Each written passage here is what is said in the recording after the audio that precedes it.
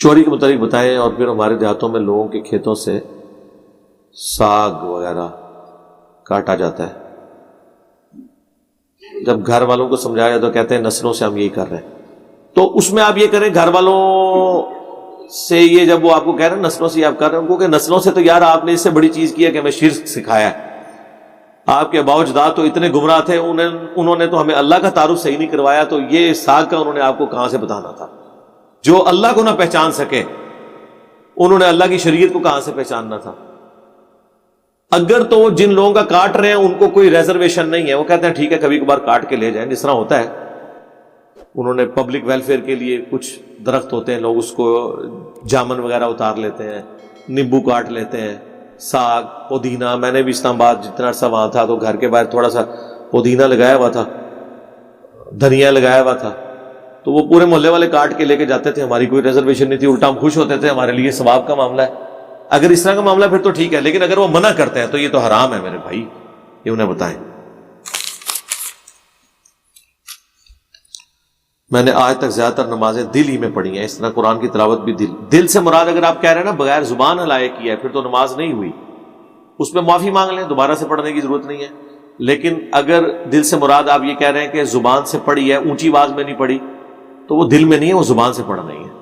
البتہ اتنا پڑھنا کہ اپنے کان خود سنیں, اور کان سننے سے مراد یہ نہیں کہ آپ کے ساتھ والے کے کان سن رہے ہو. وہ جب آپ زبان سے تھوڑا سا بھی پڑھتے ہیں نا, آواز باہر سے نکلے بغیر اندر سے ہی آپ کے کان اس کو سننا شروع کر دیتے ہیں, آپ کو پتہ چل جاتا ہے ارتاش کی وجہ سے کہ میں کیا پڑھ رہا ہوں, وہ کافی. اور اگر ایسا نہیں ہے, نہ جانور حلال ہوگا نہ نماز ہوگی جب تک آپ بسم اللہ اللہ اکبر تکبیر اتنی آواز سے نہیں پڑھیں گے کہ آپ کے کان خود سنیں. یہ ذہن میں رکھیے گا.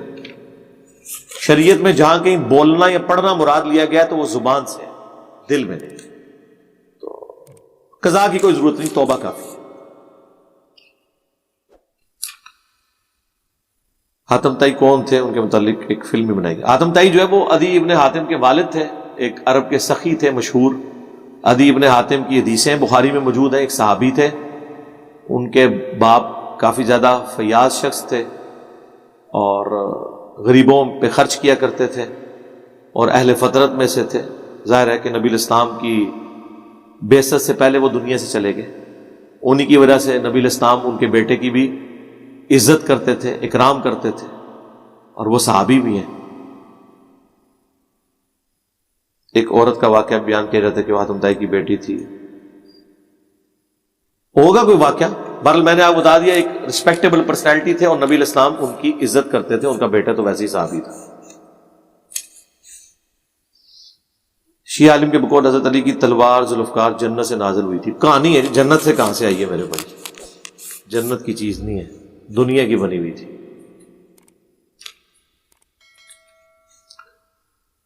گزارش ہے کہ میرے بیٹے بہت نافرمان ہیں اور بہت تنگ کرتے ہیں, مہربانی کر کے کوئی دنیا میں وظیفہ نہیں ہے جی. ہاں دیکھیں, کسی کی ہڈی ٹوٹ گئی ہے اور وہ میرے پاس لے آئے کہ اس پہ دم کر, ہڈی ٹوٹی ہے تو آرتھوپیڈک کے پاس جائیں, اس کا علاج کروائیں. دم اس طرح کی چیزوں کے لیے تو نہیں ہوتے. کیا نبی الاسلام کے جب کسی صحابی کا خون نکلتا تھا تو حضور پھونک مار کے وہ خون روکتے تھے؟ نہیں. صحیح مسلم میں ہے کہ آپ علیہ السلام نے سعد ابن معاذ کو اپنے مبارک ہاتھوں سے باقاعدہ داغ لگایا تھا جب خون نہیں ان کا رک رہا تھا. حالانکہ بخاری میں حدیث ہے کہ 3 چیزوں میں شفا ہے, شہد میں, کپنگ حجامہ پچھنے لگوانا جسے ہم کہتے ہیں اس میں, اور داغ لگوانے میں. لیکن میں اپنی امت کو داغ لگانے سے منع کرتا ہوں, یعنی داغ لگانا پسندیدہ نہیں ہے. لیکن جب خون نہیں رک رہا تھا تو نبی الاسلام نے خود داغ لگایا. اس میں تیر کا جو لوہے والا حصہ ہے, یہ کوئی بھی لوہے کی چیز گرم کر کے اسے گوشت کے اس حصے پہ لگایا جاتا ہے, وہاں سے گوشت روسٹ ہو جاتا ہے اور پھر خون نکلنا بند ہو جاتا ہے. عموماً جہاں پہ رگ وغیرہ کٹ جائے نا تو اس طریقے سے کیا جاتا ہے. آج کل تو یہ ماڈرن ڈاکٹرز بھی استعمال کرتے ہیں, الیکٹرک ان کے پاس موجود ہوتے ہیں داغ دینے کے لیے.